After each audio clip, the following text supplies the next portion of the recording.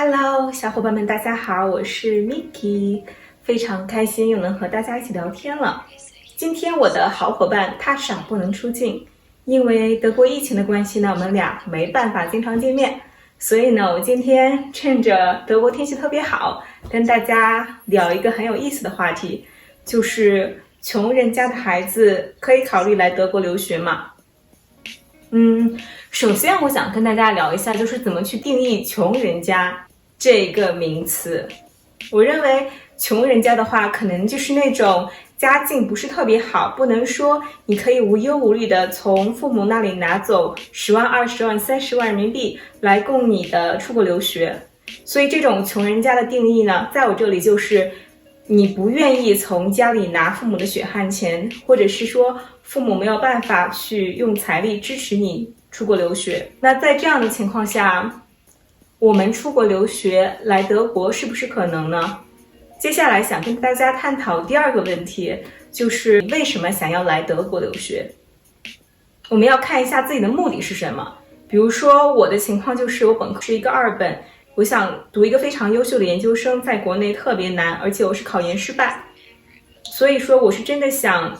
再去上一个层次，进一步完善自己的知识体系，让自己变成一个更有学问的人，这是我对学术上的追求。那可能有些人会想说，我对出国留学并不了解，但是我身边的朋友都在做，所以呢，我也想跟风去试一下。像这种情况，我就提醒大家去更深刻的剖析一下自己，看看自己出国留学的目的是什么。另外就是你如果来德国留学的话，可否达到你这样的一个目的？因为德国留学的话，学业还是挺重的，毕业也不太容易，所以你真的要做好吃苦的准备。好，这是第二个问题。那第三个我想跟大家一起探讨的就是说，如果我是一个穷人家的孩子，我家里没钱供我来德国读书，或者是说我不想花父母的血汗钱出来读书，那么我们怎么去靠自己的能力来到德国留学呢？那我想跟大家分享第一个很好的消息，就是说德国公立学校基本上都是不收学费的。像我们知道的慕尼黑工业大学，我的母校，还有很多其他德国的公立学校，都是只收每学期大概不到1000人民币的一个学杂费，相当于是没有学费，比中国的著名本科院校的学费都要低很多。对，但是呢，来德国的生活费呢，是要预留出每个月差不多算一下啊，房租的话可能要4000、5000人民币左右，便宜的可能会2-3千也有可能。那吃住宿保险各方面加在一起的话，一个月可能要准备8000到1万人民币的这样一个月生活费。可能特别节省的小伙伴5-6千也可以搞得定，这个要视情况而定。那这样下来的话，你来德国读书2到3年，每个月的这样一个花费，你就提前至少要准备10万人民币的这样的一个资金供你来德国读书。那么我们怎么样去实现我们这个目标呢？其实途径有很多。首先第一个可以查一下我们国家的奖学金，我们国家是对留学生提供了很多奖学金的，还有访问学者等等。第二就是可以查一下德国这边的一些奖学金，比如说 DAAD，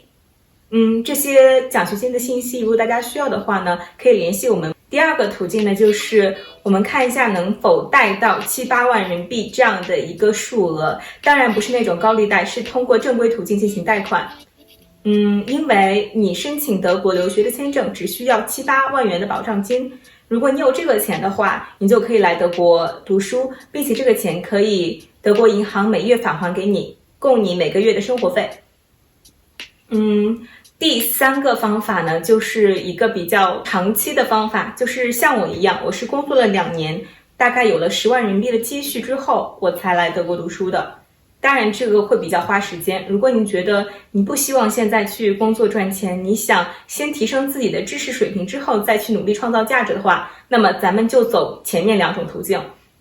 好，接下来我们说一下第4个问题，就是我是一个穷人家的孩子，那么当我来到德国之后，我如何去挣钱呢？如何去还贷款，或者是说如何去保障自己的一个基本生活呢？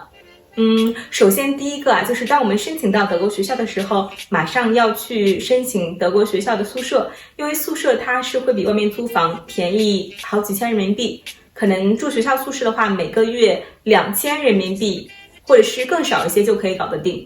这是第一个点。第二点呢，如果你学业允许的话，你可以在一开始读书的时候就去打工。在德国呢，你可以去做学生工，就是每周工作最高20个小时，每个小时的时薪大概在最低应该是11、12欧左右。或者是你可以去做实习生之类的，而且你可以去做一些 mini job， 就是一些小的工作，比如说去给小朋友教一下英文、教一下中文之类的。对，甚至说你可以说教国内的一些小孩子英文啊，这也是我之前尝试过的，就用这些途径可以保证说你每个月的生活费是不用去发愁的。另外呢，你在进入学校以后，学校里面也会给你设置各种各样的奖学金，比如说资助贫困生啦，比如说去奖励那些学习成绩5%、10%的学生等等。你也可以多关注一下学校的网站，关注一下这些奖学金、助学金等等的一些信息。好了，这就是今天想跟大家主要分享的几个点。总结一下，就是第一呢，一定要明确自己的目标，一定要清楚自己是否真的想出来留学，一定要是自己发自内心的渴望，而不是受外界因素的影响。第二呢，就是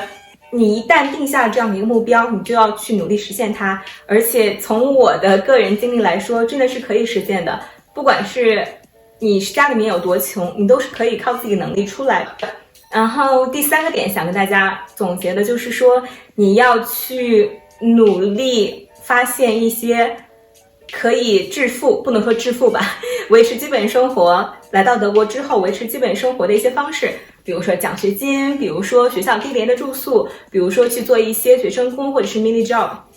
还有一点就是想跟大家说，是我们年轻的时候真的是要吃苦，但是吃苦的同时呢，你要有一个非常乐观的心态，因为你的生活在慢慢的变好，你每天是非常充实的，你在为自己的目标去做努力。对，这些以上呢，就是今天想跟大家分享的一些个人经历和个人的想法，希望能够对大家有所帮助。如果大家有什么问题的话，随时给我们留言，我跟Tasha看到就会回复的。还有就是希望大家支持我们这个冉冉兴起的新频道，我们也会在以后的生活中跟大家分享更多德国留学生活，还有一些心理路程啊、生活趣事啊等等的一些小视频。好，谢谢大家，我们下次再见啦，拜拜。